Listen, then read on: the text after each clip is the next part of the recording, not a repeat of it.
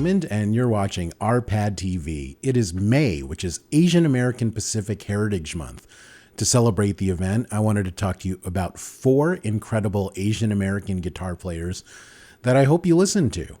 As a kid, I got into guitar at an early age, but I didn't really know any Asian American musicians, let alone guitar players, so I didn't have role models or people to look up to.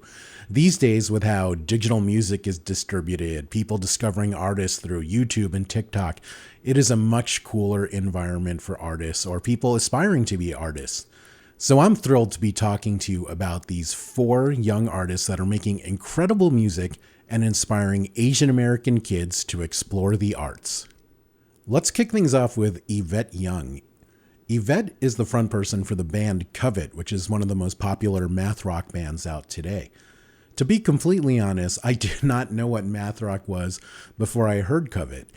I was like, what are these guys doing? Do they write equations in between songs? What's the deal here? But so math rock, it uses atypical time signatures, multiple time signature changes in songs, atypical tunings, 2-hand tappings. It's a really cool style of music that I love. But I love Yvette's playing in particular. It's very melodic and beautiful. I like the way that she creates guitar riffs that are almost like melodies in a song. Like you can sing her guitar riffs in a lot of her songs. It's very fun to listen to.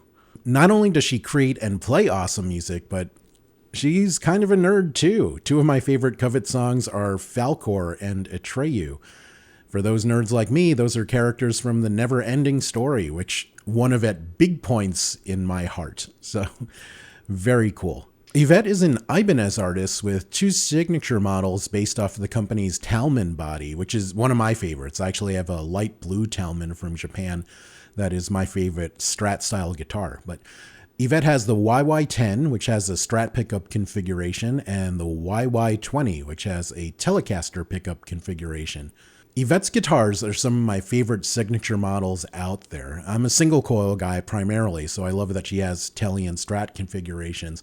More importantly, she has these awesome sparkly finishes. The Strat one comes in this slime green color, and the Tele one comes in this orange creamsicle color.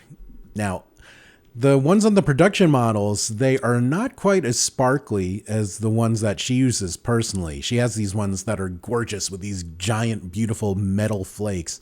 And for me, if you're going metal flake, just go full on. Go with the large, gaudy sparkles. The more obnoxious, the better to me. So in closing, Yvette is an awesome guitar player who makes these beautiful melodic songs that a lot of them are like shiny happy. They always put me in a good mood. And if you need a pick-me-up, I highly suggest listening to some Covet songs. And she has awesome sparkly guitars, which are totally in my wheelhouse. Next up is Cory Wong. I first heard Cory's music when he joined the band Vulfpeck, which is a super cool funk group from the Midwest. Now, it's cool that Cory made his fame as a funk rhythm player, because that's not something you hear a lot about in the guitar world, outside of, like a Nile Rodgers or something. When people think guitar gods, they think of, like Jimi Hendrix, Eddie Van Halen, Brian May, those kinds of guys. But Cory has a unique style in Vulfpeck, but he also has a lot of cool music outside of it. He has several solo albums, as well as albums with his band, the Fearless Flyers. And his playing actually touches a bunch of genres, including jazz, which he trained in at an early age. His solo stuff has some R&B, soul, and some of it even gets kind of like new agey, or I don't mean this in a insulting way, but it's almost like an easy listening kind of thing. Like Yvette, Cory's solo work is very beautiful and melodic. 2 of my favorite songs of his are Meditation and Airplane Mode. It's just really fun, uplifting, more of that shiny, happy stuff. It gets really playful. And of course, he's just really skilled and his funk chops are incredible. Cory is a Fender signature artist that has his own signature Stratocaster that I really love. It has my favorite Fender neck profile, which is their slim D shape, and it uses these awesome Seymour Duncan pickups. It has SSL ones in the neck and middle, and stacked pickup in the bridge position, for when he does leads and stuff. Funk players will love this kill switch feature he has that bypasses the standard Strat 5-way selector and locks the pickups in the 4th position, which is for many funk players, that is where they live. So totally makes sense for a Cory Wong guitar to be like that. On the downside, Cory's guitar is not available in sparkly finishes, which, would be perfect for me, but probably more appealing for the rest of you. That's okay though. Cory is still one of my favorite artists, sparkles or not.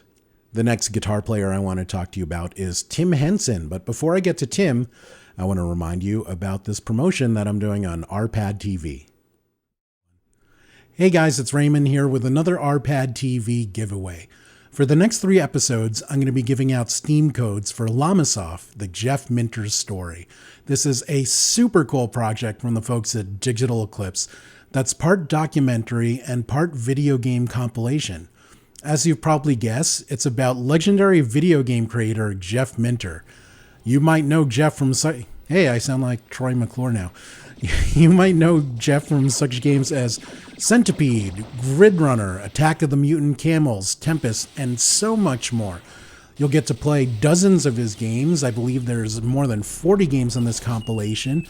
And you'll get to hear interviews with Jeff and a few famous video game journalists, including the very cool, very handsome Harold Goldberg.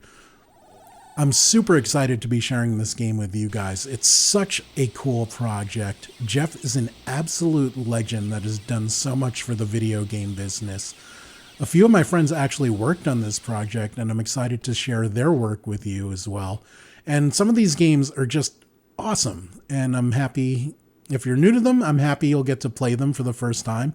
If there's something you grew up with, I'm happy that you'll get to play them again. For a chance to win Llamasoft, the Jeff Minter story, all you have to do is leave a comment on my next 3 episodes. I'm going to be alternating between Facebook and YouTube, so leave a comment on the platform of your choice, and I will pick the winners at random. Good luck to everyone, and hope to see you soon. Bye. So Tim Henson.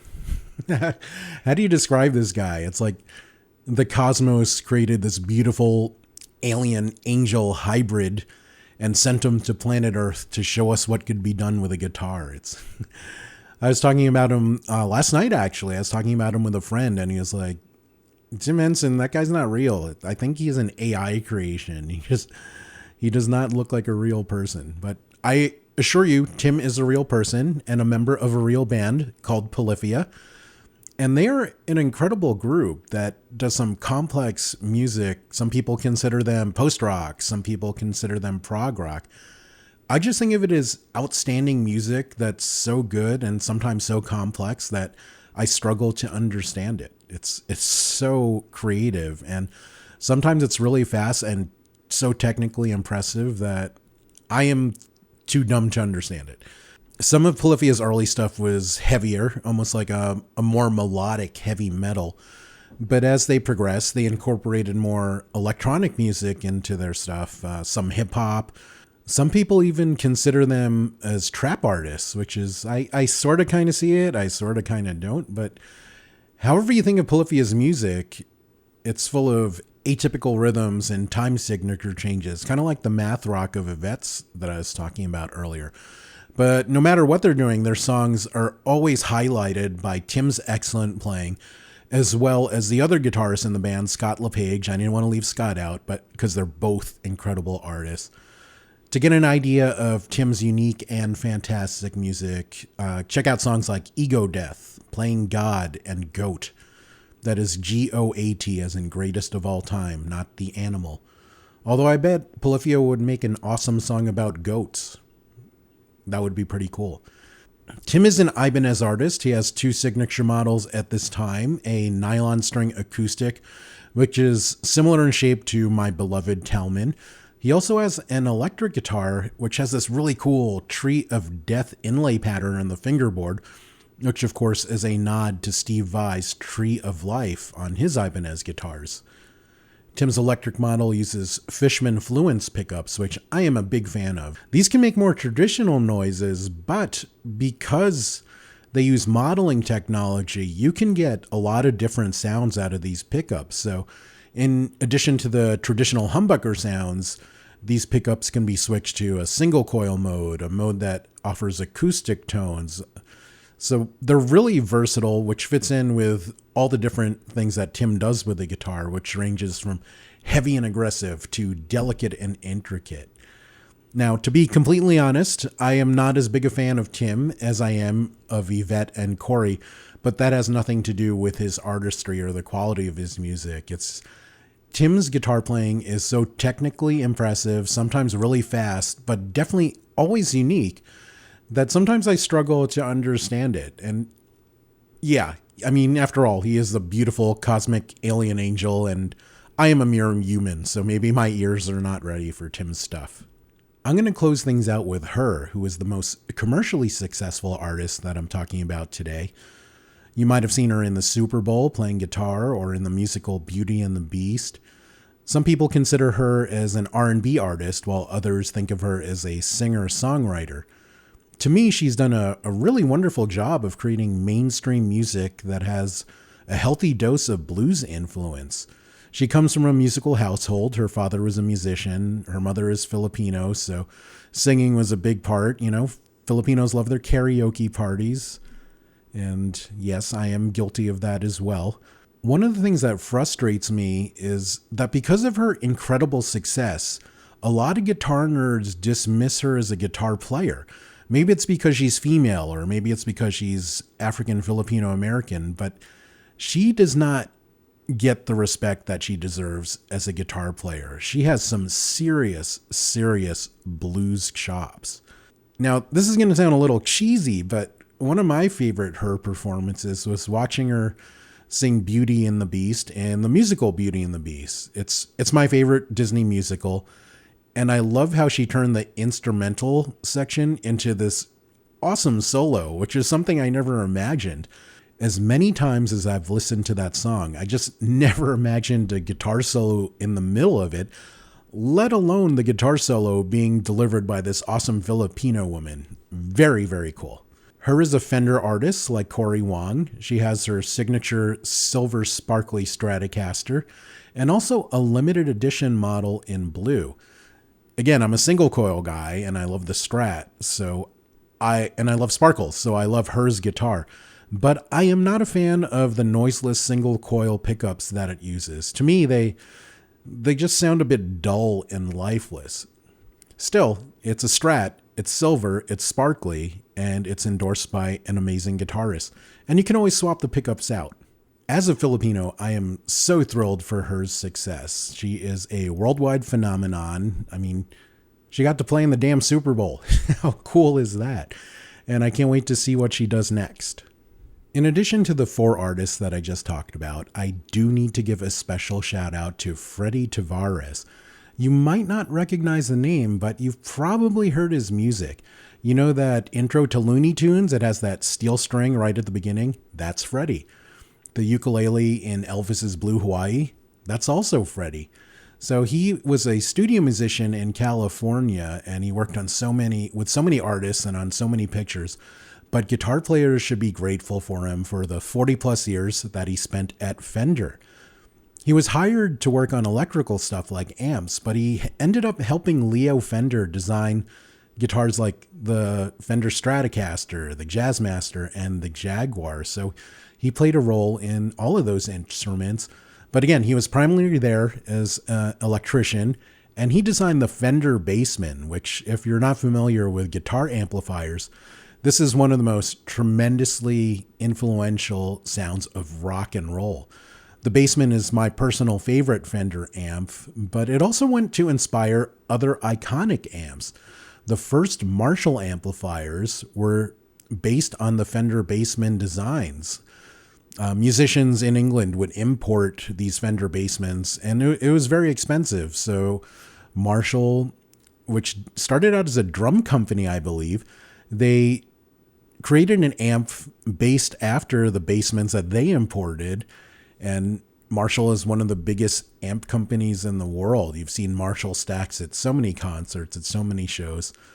And that's one of Freddie's influence. I mean, there's actually a lot more about Freddie's career that I'm still researching. It's hard to find info about, but I think this man deserves his own video. And I hope to make it one day, or hopefully someone better than me will make one sooner. But Freddie Tavares, it's just awesome. Another awesome Asian American that is highly influential in the guitar world.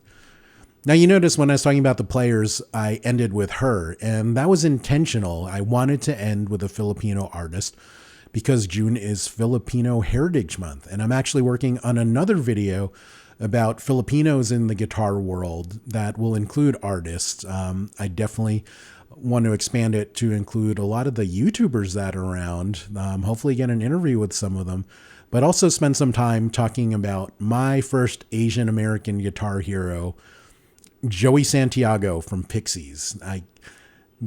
He was like the guy for me because he was the first Filipino American that was making music that I identified with. So Joey Santiago, he is one of my guitar heroes, and I'll be talking to you about him next month. So that'll be it for this episode.